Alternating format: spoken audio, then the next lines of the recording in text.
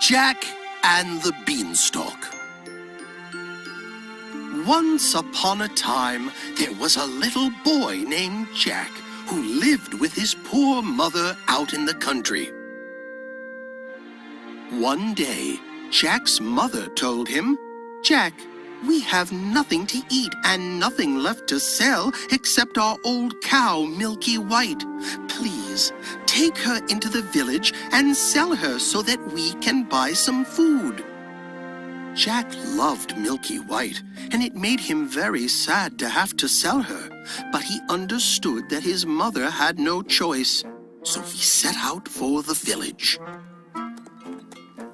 While on the road to the village, Jack met a stranger who asked him where he was going. "I'm going into the village to sell our cow, Milky White," Jack replied. "My mother and I are very poor, and we need the money for food." "Well, I would like to buy your cow," the stranger said. "But rather than pay you in gold, I will trade you these 5 magic beans, which are much more valuable. They will give you a fortune far greater than gold." Jack thought about the stranger's offer. He knew his mother might be upset if he came home without any gold, but if the beans were truly magic, then she would be very happy because they would bring much greater riches. Jack decided to take the magic beans. He gave the rope to the stranger, kissed Milky White goodbye, then put the magic beans in his pocket and headed back home. When he arrived, Jack's mother said, "You're home so soon. You must have been a good salesman. How much gold did you get for Milky White?" "Oh, Mother, I got something much better than gold. On the way to the village, I met a man who bought Milky White for these 5 magic beans," Jack said with excitement. "He told me they will bring us a huge fortune." "Jack, you are a silly fool," his mother cried. "That man cheated you. Why, even as hungry as we are, 5 beans aren't worth the trouble of cooking," she moaned as she tossed the beans out of her kitchen window in frustration. With that, she sent Jack to bed. When Jack woke up early the next morning, he noticed something odd. Although the sun was already up, his room was unusually dark. He ran to his window, opened his curtain, and saw that the sunlight was blocked by a gigantic beanstalk that had grown up into the sky during the night. Jack immediately decided to climb up the beanstalk in hopes of finding his fortune. Jack climbed and climbed and climbed until he finally reached the top of the beanstalk just above a patch of fluffy white clouds. There, he saw a beautiful grassy field with a huge castle off in the distance. He quickly jumped off the beanstalk and walked toward the castle. It was a very long walk. By the time he reached the massive front door, he was very hungry because he hadn't eaten since the day before. After knocking on the door, he heard a woman's booming voice say, "Who's there?" Terrified, Jack hollered back politely, "Just a hungry boy, ma'am." The door opened with a loud creak, and at first, Jack didn't see anyone, that is, until he looked up and saw a giant woman looking down at him. Jack was no taller than her ankle. "You're very small for a boy," said the giantess loudly, but kindly. "So I doubt you'll eat much. You can come in. although you must leave very soon. My husband is out now, but if he catches you here, he will eat you in one bite." She gently picked up Jack and carried him into the kitchen. There, she gave him a crust of bread that was the size of a log and a piece of cheese that was as big as a boulder. Just as Jack happily finished eating, he heard a loud rumbling sound coming toward the castle.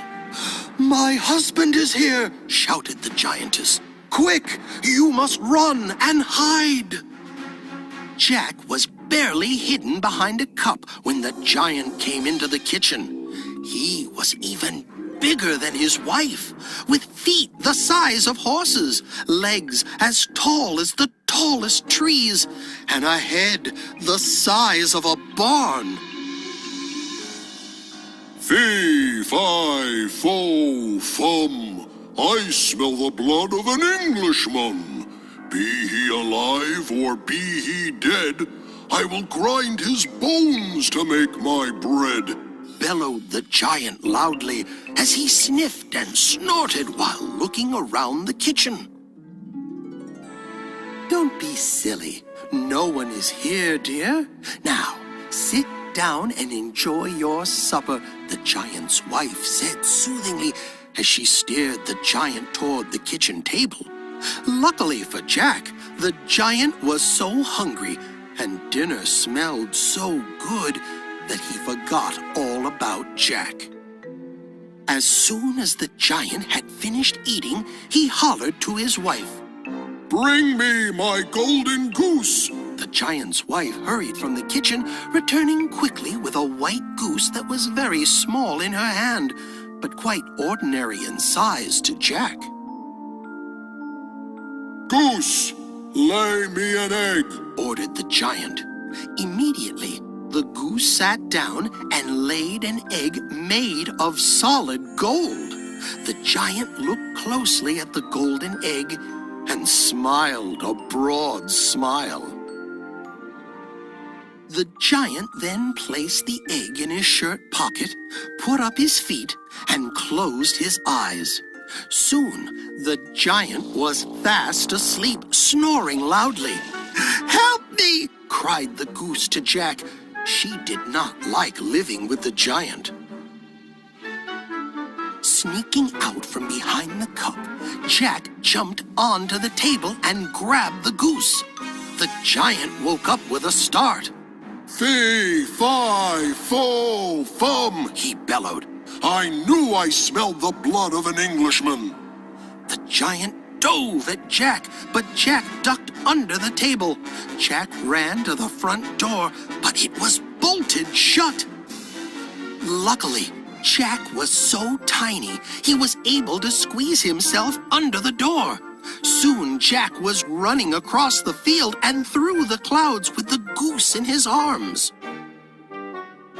Behind him, the giant threw open the castle door and yelled, "Fee, fi, fo, fum, you can hide and you can run, but I'll have you for dinner before the day is done."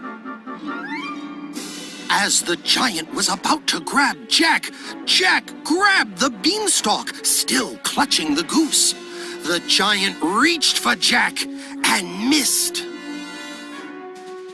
Jack quickly scurried down the beanstalk to the ground, while the giant began to climb down after him. Suddenly, Jack had an idea. He reached for an axe that was leaning against the house and began chopping the beanstalk as fast as he could. The giant, seeing what Jack was doing, frantically began climbing back up the beanstalk. Jack chopped and chopped and finally chopped down the magic beanstalk. As the beanstalk crashed to the ground, the giant was just able to reach out and grab the clouds with his fingertips, pulling himself back up to safety. He peered down at Jack one last time, then disappeared into the clouds, never to be seen or heard from again. When Jack walked into the house, his mother said, "Jack, where have you been? And where did you get that fine goose? She looks like she would make a lovely meal." Jack smiled at his mother. "I've been out collecting our fortune," he said excitedly. He set down the goose and commanded, rather gently, "Goose, lay me an egg." The goose immediately sat down on the table and laid a golden egg. Jack's mother stared in amazement. "Oh, Jack," she exclaimed, "you were right.